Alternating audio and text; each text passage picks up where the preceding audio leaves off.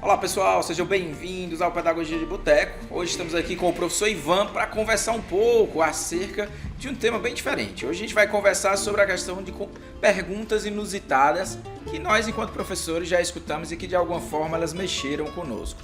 Hoje o professor Ivan é o nosso convidado, ele vai trazer um pouco aí dessas perguntas que alunos ao longo da carreira profissional dele já fizeram e mexeram com ele, de certo modo provocaram ele no exercício dele da profissão.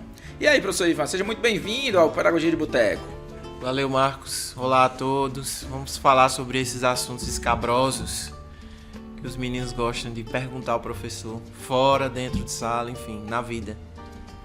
E aí, Ivan, nessa tua jornada aí como profissional há mais de 20 anos, nessa sala de aula, nessas vivências, na rede pública, na rede privada, que histórias, que perguntas já te pegaram no meio de uma aula e te levaram a refletir um pouco sobre o teu fazer? Olha, eu lembro de muita coisa, né?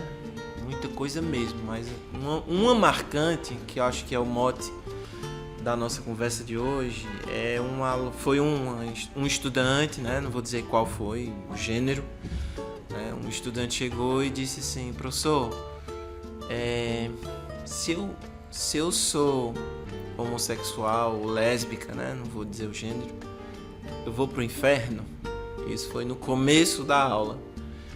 Foi uma questão assim que aconteceu e eu disse: não posso te responder agora, me dá o tempo da aula para eu pensar, e a gente vai fazer a aula e no final a gente conversa, né? E foi bem interessante porque nesse dia o tema da aula era de redação, né? E era exatamente sobre preconceito no sentido amplo da palavra. E aí no final a gente ficou além do horário por praticamente 40 minutos, porque esse estudante tinha dúvida, né?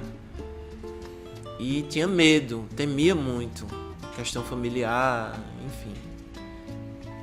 É engraçado, Ivan, como essas perguntas acabam tirando até às vezes a gente do próprio foco da aula. Às vezes a gente planeja alguma coisa ali para a aula e essas perguntas chegam e mexem com a gente. Nesse caso aí, perto tu tá trazendo mexer com essa questão de gênero e tal, e aí o aluno te pegou ali de surpresa, mas, tipo, e aí, deu em quê? O que foi que tu fez com o aluno? Como foi a conversa depois? Rolou a conversa depois? Ou tu deu aquela engabelada como os professores às vezes fazem e saiu pela tangente? Não, primeiro porque a gente foi falar de fé, né? O conceito de inferno, enfim, eu sou graduado em letras, mas a questão religiosa, na minha concepção, ela é uma questão central, individual, personalizada, né? E eu lembro muito claramente que eu perguntei: o que você faz hoje? Faz mal a você ou a alguém? E aí o estudante disse assim: não, eu me sinto bem, eu não acredito que eu cometa nenhum tipo de crime, pecado. Eu quero me sentir livre e não quero temer isso. E aí eu fui colocando questões filosóficas, questões religiosas, questões que permeavam a moral e a ética, porque eu não poderia julgar aquele estudante por uma vivência que ele estava tendo. Segundo, eu não podia aconselhar que não, que é feio, jamais. Mas a pergunta central foi: você está feliz assim? Você prejudica alguém assim? E o que é o inferno para você? Porque são muitas perspectivas que cada um tem na sua construção social. E a conversa fluiu, o estudante ficou tranquilo, né? Resolveu a vida dele. E é engraçado como essas perguntas, às vezes, além de pegar a gente desprevenidos, elas abrem um leque para muita coisa. Eles trazem para dentro da sala de aula a sua fé, as suas crenças, e isso daí também é algo que impacta neles enquanto pessoas. Muito legal pensar que tu joga essa pergunta de volta para eles, perguntando sobre a felicidade, porque quando a gente está ali dentro da escola, é tanto foco em nota, resultado, avaliação interna e externa, que a gente acaba esquecendo às vezes de perceber o aluno como sendo alguém que precisa também ser feliz nesse processo. E essa felicidade não é algo muito discutido na escola. Por quê, Ivan? Felicidade dentro da sala de aula precisa ser discutida por todo mundo, Todos os atores que estão no cenário da escola. Felicidade é uma coisa muito fugaz, muito rápida, e numa sociedade que a gente vive hoje, os jovens de hoje, com os jovens de quando eu comecei há 20, 15 anos em sala de aula, as juventudes buscam por uma felicidade hoje ainda muito mais rápida, porém fugaz. A gente sabe que a vida real, né, ela não é brincadeira, ela não é moleza. Mas até que ponto isso pode se tornar um inferno como um extremo ou um céu como outro extremo? Até que ponto a gestão da escola, os coordenadores, os professores, os funcionários, as famílias, com todas as suas configurações, até que ponto elas podem promover bem-estar e felicidade para esse aluno que tem dúvida? Eu sempre, como educador, como professor, penso que uma boa conversa na escola, além das relações professor-professor, professor-aluno, coordenador-aluno, aluno-aluno, estudante, enfim, tudo começa com felicidade na amizade, na fraternidade, nesse ambiente democrático de escuta, esse ambiente de paz, literalmente, porque muitos estudantes até hoje sentem-se melhor na escola às vezes do que em casa, porque ele amplia o conhecimento, ele vivencia situações das mais diversas possíveis com seus colegas em classe, com seus professores. Esse espaço exige liberdade, e um espaço livre precede felicidades, né? A felicidade de aprender um conteúdo difícil, a felicidade de resolver uma atividade que ele considerou como desafio, isso também gera uma questão de estímulo, de motivação. Não tem como ser triste na escola. Embora as realidades sociais que a escola vive e atravessa hoje em todos os seus atores, né, do estudante ao porteiro, tragam esse traço de tristeza, de desestímulo. Mas a gente não pode perder essa esperança desse foco de estar fazendo uma escola feliz. Mas, Ivan, tu tá trazendo aí também toda essa questão da liberdade, que esses alunos têm uma certa liberdade e tal, e que é um espaço também a ser estimulado dentro da escola, é o espaço de fala livre. E que outras perguntas também ao longo da tua carreira já foram aparecendo e te surpreenderam nesse ato de lecionar? Teve um que disse assim, esse conteúdo de redação que o senhor está ensinando aí, essa forma de produzir texto. Como é que o senhor sabe que eu vou tirar, por exemplo, uma nota 1000 do Enem? Né? O senhor vai fazer a prova? Então, e além da provocação, né, o desafio. E o foco no resultado, né? Eles estão ali dentro, mas querendo ou não, eles pensam também nesses processos seletivos que eles vão passar. Exato. Então, eu me senti provocado a ponto de me inscrever, fazer a prova, né? Tirei na época 980, não cheguei no 1000, né? Ele tirou 960. Aliás, ele tirou 980, eu tirei 960. E aí, quando o resultado saiu, ele disse: eu tirei mais que o senhor, tá vendo? Eu disse: então, a fórmula deu certo. Você foi melhor que eu. E isso, pra mim, é um ponto de satisfação. Massa demais ver os nossos alunos conseguindo fazer isso, principalmente com essa liberdade toda de poder perguntar dentro da sala de aula. Acho que é uma coisa também que na nossa época era um pouco diferente, a gente talvez não se sentisse tão livre para fazer determinadas perguntas em sala de aula, questionar o professor sobre algumas coisas. E é engraçado, porque acho que essa liberdade também começa quando a gente começa também a ter dentro da sala de aula a possibilidade de fazer perguntas inusitadas, do tipo engraçadas. Às vezes dá aquela quebrada na aula até pelo tipo de pergunta que foi feita, não pelo teor sério dela, mas às vezes até o teor jocoso, a brincadeira que o aluno quer fazer ali na hora. Já teve algum assim contigo? Não.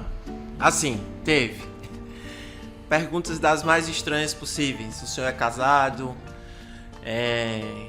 Parece que o senhor é formado em matemática. Isso no meio da aula, tá ali dentro da aula. No meio da aula. Nada, o aluno simplesmente joga: e aí, professor, o senhor é casado? E aí? O senhor bebe, enfim. E nunca aí te jogaram aquela tradicional do tipo: professor, o senhor vota em quem? Ou tipo: professor, qual é a sua religião? Pra poder polemizar ali a aula e tirar o foco? Já. Votação já. Partido. O que é que eu acho de assuntos, né? Quando eles trazem algumas demandas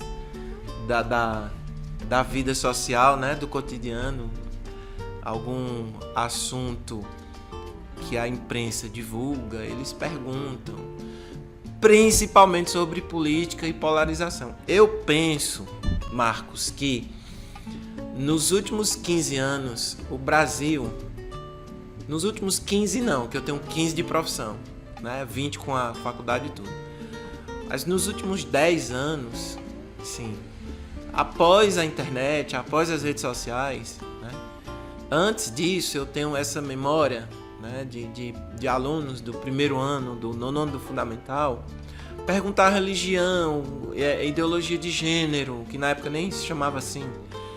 O senhor é gay, o senhor é hétero, o senhor é católico, o senhor é evangélico, o senhor é nerd, né? Não, porque o senhor usa óculos, porque o senhor tem essas camisas que trazem a música brasileira. Perguntas do tipo, quanto você ganha? É uma das que deixa a gente bem... Essa é muito comum. Inclusive com o portal da transparência facilitou muito, que agora eles vão lá, pesquisam, eles já sabem, precisam perguntar na sala. Então, o senhor ganha quanto? É verdade que o professor ganha pouco? E aí a gente sempre tem aquele contraponto da questão deles também aprenderem a se organizar do ponto de vista financeiro, deles aprenderem a enxergar o mundo de diversas perspectivas, por exemplo. Se é de direita, de esquerda ou de centro. Eu lembro que isso aconteceu quando eu trabalhava na faculdade. Período eleitoral, enfim. E aí eu devolvo sempre a pergunta para eles. E o que é ser de esquerda, de direita ou de centro? Né? E o que é ganhar muito? Né? É uma saída retórica? Talvez. Mas o professor precisa fazer o estudante pensar. Por exemplo, a escola que eu estou atualmente, a renda per capita é muito baixa. E aí eles acham que uma pessoa que ganha R$2.000 é rica. E aí eu devolvo a pergunta, e o que é ser rico hoje? Essa consciência crítica do cidadão, não comparar a sua função ou o seu salário com o colega, com o outro. Mas dele perceber o que é essa questão conceitual mesmo, o que é ser rico, o que é ser pobre. O que é ser cristão, o que é ser evangélico, o que é ser ateu, porque isso tudo permeia uma ética, um comportamento que a gente não pode perder na escola, da pluralidade. Ivan, e aí abre um leque muito interessante pra gente pensar, porque olha só, tá trazendo pra gente essa ideia de, a partir dessas questões, acabar que, além do conteúdo de português, matemática, da disciplina que o professor trabalha, ele também desenvolva outras habilidades e desenvolva outras questões com os alunos. Só que nem todo professor, no exercício da sua sala de aula, dá essa liberdade também para que o aluno pergunte. Apesar da gente ter avançado muito, está um pouco mais aberto hoje em dia para o diálogo, ainda tem muito professor que resiste à pergunta do aluno, acha que ele está atrapalhando a aula, ou que ele está ali querendo desfocar, ou trazer uma coisa diferente. Como é que tu enxerga isso hoje também, dentro das várias escolas que tu já passou na tua vida, e a própria mudança desses professores também nessa caminhada? Eu acho que a turma hoje lê menos. Não sei se é uma falsa impressão, uma falsa percepção, mas o professor em si, que está em sala de aula, ele precisa ampliar o universo de leitura dele constantemente. Eu não leio exclusivamente as questões envolvidas com a linguística, com a literatura, que é a minha área, com redação. Eu também não deixo de ler questões da minha área da pedagogia, né? Da avaliação educacional, não institucional. Avaliação educacional em geral. Mas eu simplesmente preciso ler tudo, e não só a palavra escrita, para eu poder ter um repertório. Né? Eu sou da geração 80 e eu tenho um estudante que é da geração 2010. É outra geração, eu preciso entender essa geração. Mas a gente ainda tem professor dentro da sala também, né, Ivan? Que é da geração 80, 70 e acha que o aluno ainda é o aluno da geração 80 e 70. E, tu enxerga isso às vezes nas escolas que tu já passou, que ainda tem também professores que resistem a entender que esse aluno também está mudando? Como o podcast é filosofia de boteco, né? Eu vou colocar aqui, esse professor, ele ainda está embriagado e ele está fora de si. E no mau sentido. No mau sentido. Porque a juventude, ela é dinâmica, ela é viva, ela tem os interesses, ela tem as crenças, ela tem as revoluções. A juventude de hoje não é a juventude que leu Harry Potter, não é a juventude que leu Machado de Assis. É o novo, né? Eu leio muito sobre juventude e lendo algumas escritas do Papa Francisco, por exemplo, por que ler algo do Papa Francisco? É teologia, é conhecimento. E na Grécia, jovem significava novo. E o que novo é esse? O que é que ele escuta, o que é que ele vê, como ele vive, que tipo de leitura de mundo ele traz, que tipo de vivência ele tem para a escola naquele conteúdo que é sacralizado, como por exemplo a fórmula de Bhaskara, que nem de Bhaskara era. E olha que eu nem sou da matemática. Essas juventudes precisam desse espaço aberto, principalmente hoje em dia, por uma questão democrática mesmo. E é muito interessante quando o professor ele se dispõe a ouvir, discutir, debater, e ele sai do campo teórico da disciplina dele e entra no campo relacional. E aí você enxerga outros pontos de vista de uma juventude ali de 14, 15, 16 anos que faz você pensar e transformar o que você vinha pensando, sei lá, 10, 20 anos. Isso não desmerece o professor, isso não desfavorece o professor, isso não faz mal ao professor. Pontos de vista diversos são excepcionais e não atrapalham a aula. Porque a aula não é só teoria, a aula também é relações, são relações. Inclusive acabam ajudando até o aluno a perceber que essas diferenças elas existem de olhares, de perspectivas e que é importante saber respeitar também a opinião do outro, o olhar do outro dentro desse processo, né? Com certeza, certamente, sem nenhuma dúvida. O jardim não tem só tulipa vermelha, né? A natureza não tem só um tipo de felino. Então a gente precisa fortalecer essas diferenças o máximo que a gente puder, essa diversidade, que não é diferença, é diversidade. E nessas diversidades a gente encontrar coisas éticas, morais comuns. Eu tenho que respeitar um colega que ele é preto, que ele é branco, que ele é oriental, que ele é africano. Eu tenho que respeitar um colega que é evangélico, católico, de religião de matriz africana. Porque se eu respeito, eu sou livre. E se eu sou livre, eu sou democrático. Quando passa da linha do respeito para o desrespeito, não dá certo, não é educação. Com bebida ou sem bebida. Essa embriaguez, ela causa prejuízo. Essa embriaguez cega, deixa a sociedade mais lenta, né?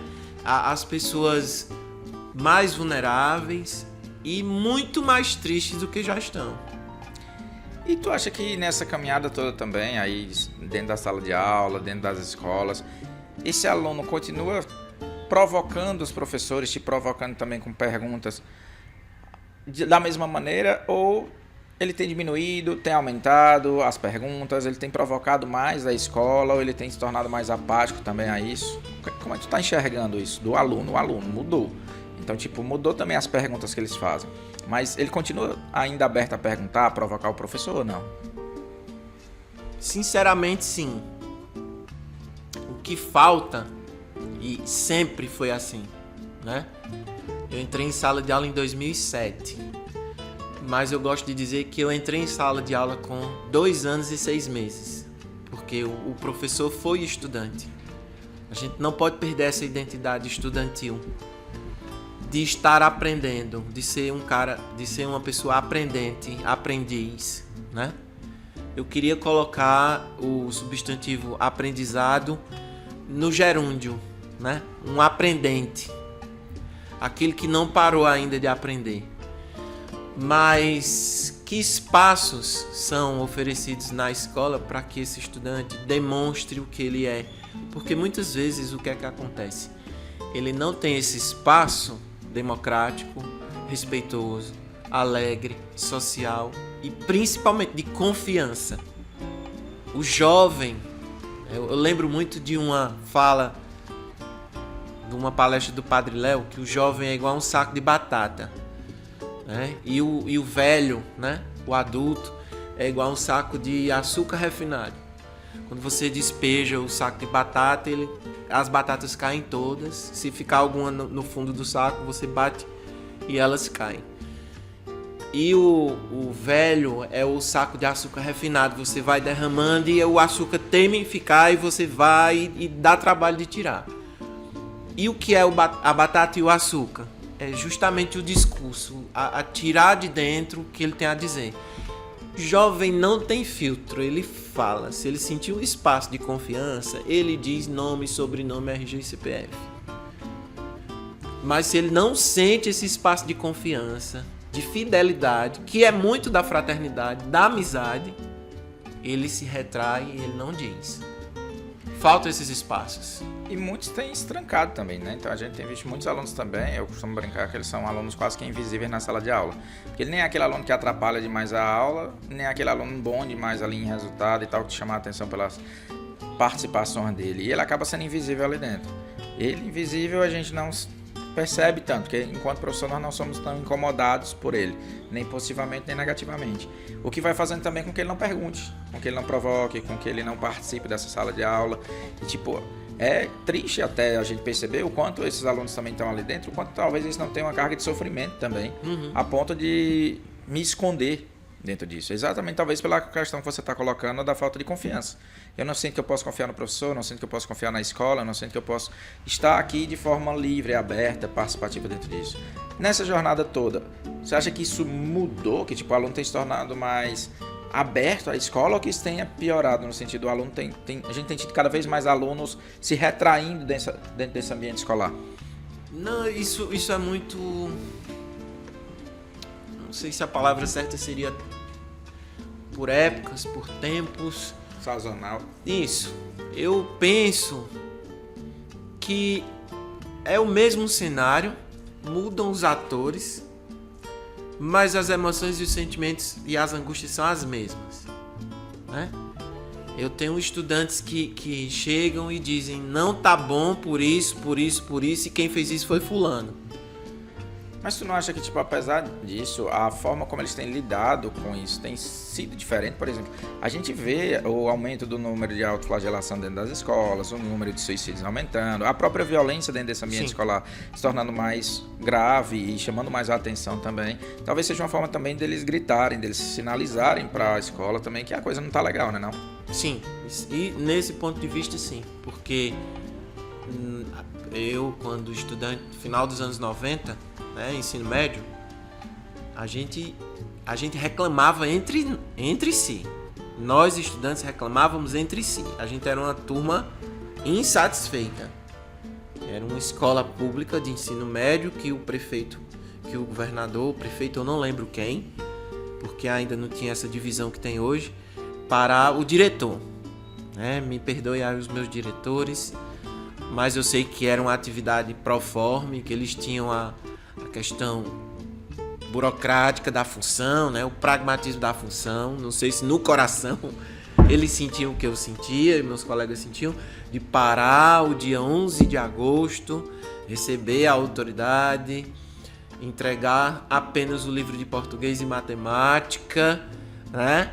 E fazer aquela coisa cívica, 700, 800 alunos numa sala quente, quebrada, com grade destruída, e vamos entregar o livro de português e matemática, e no meio da entrega acabarem os livros e ter aluno sem livro e aluno com livro. Coisa que a gente já vem escrevendo à mão no caderno 6 meses. Então, isso, observando essa realidade, isso indignava a mim e aos meus colegas. E a gente reclamava entre si. A gente não tinha o espaço de reclamação com alguns professores. 1 ou 2 tínhamos. E aí eu vou nominar. Eu tive um professor que o nome dele é Henrique. Esse professor, ele me deu aula no teleensino. Esse professor era conhecido do meu pai. Espero que ele esteja vivo, né? É praticamente contemporâneo ao meu pai. Uma pessoa extraordinária que chegou no primeiro dia de aula e disse assim: a gente está saindo do tema das perguntas inusitadas dos alunos, eu vou acrescentar um tópico, perguntas inusitadas do professor. Ótimo, pode botar. Eu sou professor Henrique, sou formado em História, é o teleensino, essa porcaria não presta, vocês vão ter que se virar comigo, porque eu vou ser o professor de vocês de segunda a sexta, à tarde inteira, de 1 às 5. Eu preciso que vocês me ajudem, eu vou ajudar vocês, e eu não sei matemática, mas eu vou fazer de tudo para ajudar vocês. E aí foi aquele primeiro choque, porque ele trouxe a realidade. Criou uma relação de confiança, isso era 91, 92, não lembro. E o professor Henrique chegou e disse assim: quero que vocês se dividam em equipes. Uma equipe vai ser jornalismo, tudo que acontecer nessa sala de aula vocês vão ter que registrar nas cartolinas, com textos. A outra equipe é de comunicação para os avisos, a outra equipe é de trabalho, a outra equipe é de integração. Ele deu uma denominação para cada equipe e a gente ficou junto até o final do ano com essas equipes. Nós trabalhávamos em equipes, metodologia ativa, fantástico. E nesse processo, até para a gente começar a encerrar aqui o nosso podcast, tipo, teve alguma pergunta também que os alunos fizeram que te sensibilizou, tipo, saiu ali, tipo, tocado mesmo, assim, do lado mais emocional, mexeu contigo, assim, enquanto, poxa, isso é uma realidade que eu não esperava ouvir, ou é uma pergunta que eu não esperava ouvir dentro da sala de aula. Por exemplo, comigo já aconteceu de ter alunos perguntando sobre a questão da fome e da falta de alimentação, e eu sabia que aquilo ali é o que ele tá passando. E, tipo, do peso da pergunta dele ali, do sentido, tipo, não é só uma questão teórica que a gente tá discutindo na aula de sociologia, é uma questão que pra mim é real, porque eu vou voltar em casa e vou viver aquilo ali. Ou ligado a outros temas também que já aconteceram, como a violência doméstica, etc, no meu caso. E no teu, já teve alguma que tocou assim pra te sair, cara, eu preciso, de certo modo, até dar uma reavivada no nosso trabalho como professor para pensar, eu preciso continuar ensinando, porque tem pessoas que me provocam, seja com a fala direta ou com a pergunta sobre algo. Não foi uma pergunta, foi uma afirmação. Um pedido, na verdade. O menino disse assim: professor, tem como o senhor não passar a tarefa de casa? Aí eu disse: não tem. Aí ele repetiu: não tem assim de jeito nenhum como o senhor não fazer tarefa de casa pra mim? E aí eu me inquietei e disse: por que não? Porque meus pais morreram e minha avó não sabe ler, eu não sei fazer sozinho. Pesado. Desde esse dia eu não fiz mais atividades de casa. A gente separava dentro da própria aula um tempo necessário para que eles fizessem em classe. E foi uma mudança de vida na minha vida de professor, que ficou muito melhor. A gente tinha o dia da aula teórica, entregava um calendáriozinho para eles. As aulas teóricas sempre na segunda-feira. Quarta e quinta, a gente vai fazendo aula teórica e atividade, para não ficar pesado e vocês descansarem em casa. Eu ganhei a turma e ganhei esse menino. E ele aprendeu muito, muito mesmo. Massa. Pois, Ivan, é isso. O nosso Pedagogia de Boteco fica por aqui por hoje. É um prazer ele receber aqui. Espero que você volte mais vezes para a gente conversar sobre outros temas ligados à questão da educação. E agora, a gente é professor, já é sábado, está no momento aí da gente sair, começar a beber nossa cerveja, começar a curtir um pouco e deixar aí os nossos ouvintes aí também pensando um pouco sobre essas perguntas. E você que está em casa, pense um pouco também aí, você que está nos assistindo, nos ouvindo aí nas redes sociais, pensando um pouco aí também sobre que perguntas já mexeram com você, que pergunta inusitada você já ouviu e de que forma essa pergunta também trouxe para você um olhar diferente para a sala de aula, para a sua prática, para o seu fazer. Você quer deixar alguma última mensagem aí, Ivan, para os nossos ouvintes? Para os professores, né? Deixem a resposta sair. Se não vai sair na hora, espera para o final da aula, naquele horário que você arruma a bolsa, né? Na saída do intervalo. Vão para o intervalo com os meninos. Deixem esse canal de comunicação aberto para essa juventude, que às vezes escuta mais o professor do que o pai. Claro, com responsabilidade, com limite, com liberdade, principalmente com afeto, né? Amizade é afeto, é fraternidade. E não caiam no vício da embriaguez de esquecer qual é a verdadeira missão de ser professor, né? É transformar o mundo, transformando as pessoas. Valeu, espero voltar de novo. Um abraço. Show de bola, valeu, galerinha, até mais!